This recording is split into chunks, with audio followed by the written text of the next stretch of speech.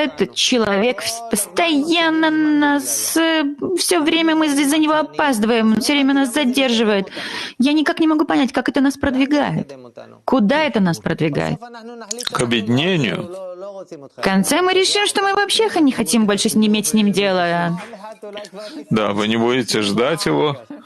Да, может, один раз мы действительно так сделаем. Мы уже несколько раз уже такое предлагали. Люди, которые сердились, уже не...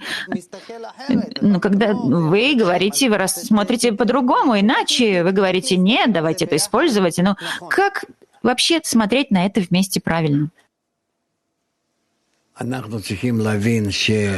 необходимо понять, что все эти упражнения приходят к нам не случайно, а таким образом ведет нас природа, чтобы мы объединились вопреки всем тем помехам, которые мы получаем.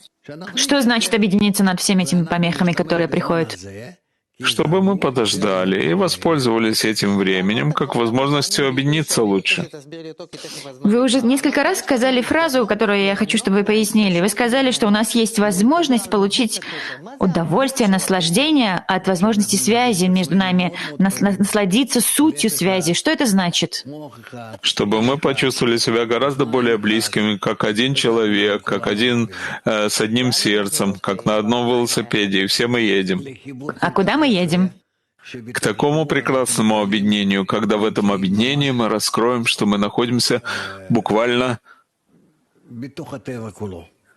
внутри всей природы, в этой гармонии.